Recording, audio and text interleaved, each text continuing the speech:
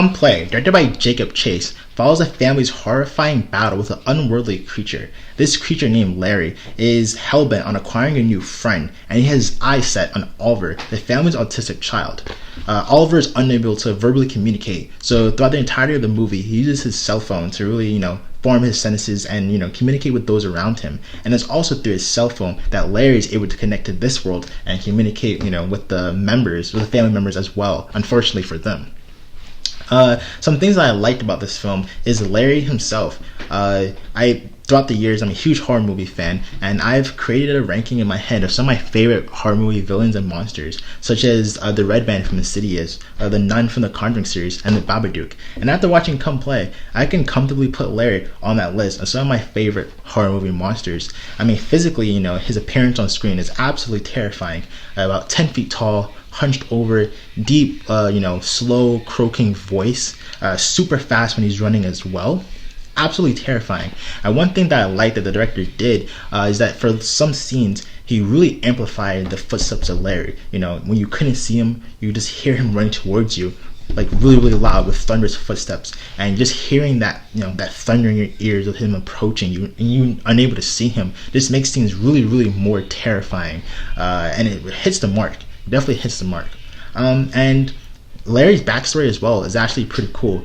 You learn his backstory, why he's here, why he wants a friend, why he wants Oliver. You learn that very slowly throughout the entirety of the movie, which is something I really liked because Larry is a fleshed out character. You kind of know his purpose, why he's here, and he's a really 3D fleshed out character, which is a huge plus. I really enjoyed that. Unfortunately, despite all those good things about the monster and the main movie villain Larry, the movie overall is pretty boring.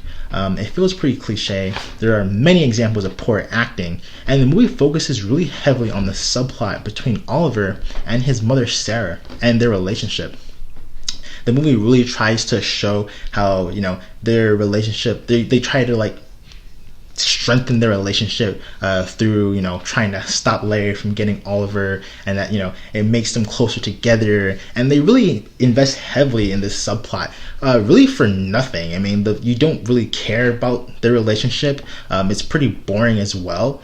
And the movie would have been better off just focusing on the main plot rather than going on this huge tangent about Oliver and his mother become closer and bonding together and their mother and son relationship. It is really confusing and distracting from the main storyline, so the movie really would have been a lot more coherent and less confusing and more enjoyable if they just threw that subplot out the way and invested more heavily on the task at hand, stopping Larry from getting Oliver. And yeah, the movie did that. I think it definitely would have gotten a few more brownie points in my mind.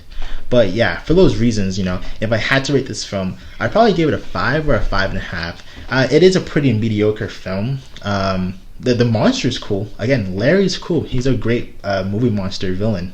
Love him.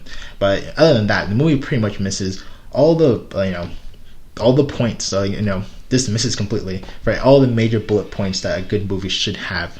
Acting, plot cohesion as well. Just misses the mark on those. So yeah, 5.5 out of 10. And that concludes my review for Come Play. If you have watched it, let me know in the comment section below. Thanks for watching, of course, and subscribe here for more reviews in the future.